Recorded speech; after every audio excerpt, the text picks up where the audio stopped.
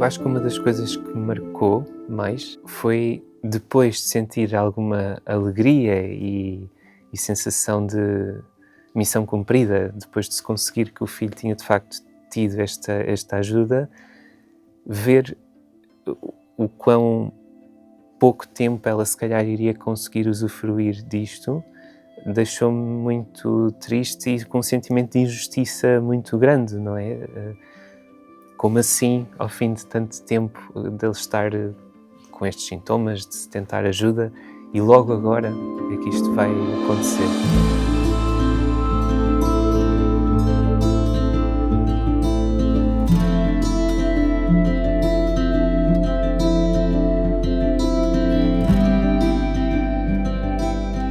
Eu chamo-me Hugo Canas Simeão, sou médico especialista em psiquiatria e trabalho nesta área há 8 anos.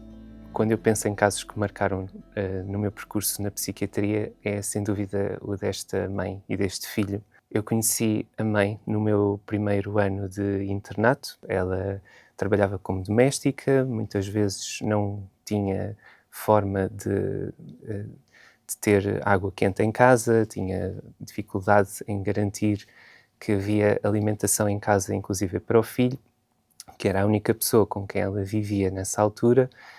E, além dos temas que ela trazia na consulta, terem esta relação com as dificuldades que ela tinha e dos sintomas depressivos e de insónia, ela trazia um tema muito marcante, que era o filho, que apresentava uma série de alterações no comportamento dele e no pensamento, e que eram de facto sugestivos de uma doença mental preocupante, mas ela sentia-se sempre muito angustiada e frustrada porque não conseguia que o filho tivesse uma avaliação psiquiátrica e tivesse um tratamento e pudesse ficar bem. E isto era uma história que já acompanhava há muito tempo, diria anos. Eu, nessa altura, no meu primeiro ano, eu trabalhava numa equipa comunitária de saúde mental. Penso que isso foi aqui um ponto de viragem na forma como esta situação mudou pelo melhor. Graças a uma articulação com enfermeiros, com psicólogos, assistentes sociais, foi possível nós chegarmos a este jovem. Ele acabou por ter efetivamente um internamento. Foi o único internamento que ele teve. E desde esse internamento, logo após esse internamento, ele melhorou. Mas, de facto, aquilo que me marcou muito aqui nesta história foi o facto de, pouco tempo depois, cerca de 3 meses, esta senhora começa a desenvolver um quadro respiratório, entretanto faz alguns exames e é diagnosticada uma neoplasia, um cancro do pulmão, num estadio avançado. Eu na altura fiquei mesmo triste, inclusive eu lembro-me de...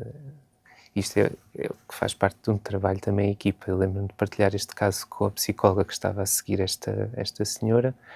E lembro-me de, inclusive, tanto eu como a psicóloga, chegámos a ir ver a senhora ao internamento do hospital, chegámos a ir lá falar com ela. Foi com um grande pesar, honestamente. Quase gera em nós um sentimento de injustiça, não é? Como é que esta pessoa que teve tanto tempo a desejar por uma coisa e nós conseguimos, e infelizmente ela não consegue usufruir durante o tempo que se calhar merecia, pelo menos à nossa luz e aos nossos olhos, de ver o filho com estabilidade clínica e poder ter muito maior tranquilidade em casa e poder usufruir também de um filho saudável e de um filho estável.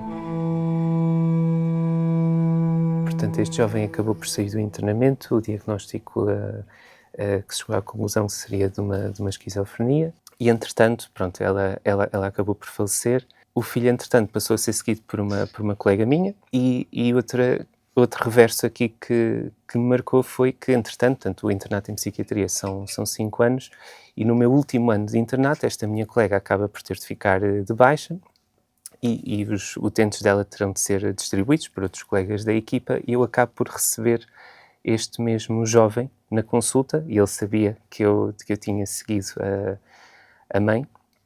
E foi muito bonito ver como ele estava muito estável, com imensa crítica para o problema de saúde mental dele, integrado na sociedade, a trabalhar autónomo, a conseguir pagar e a ser pagar as contas dele e a ser autónomo na vida dele, e foi muito bonito ver como ele tinha chegado a esse ponto. Uma das coisas que eu acabei por pensar também, e foi um caso que falei com a psicóloga acerca disto, é como é que as coisas teriam decorrido se o filho não tivesse tido a ajuda antes dela falecer, não é? Portanto, ia ser mais difícil de conseguirmos este objetivo, e tranquilizou-me, de alguma forma, é ela, no meio do sofrimento que estava a ter, ela também se sentir mais tranquila pelo facto do filho já estar a ter um acompanhamento e não estar sozinho. E acho que isto também foi importante, não só para ela, da tranquilidade dela, mas também para nós, que estamos deste lado.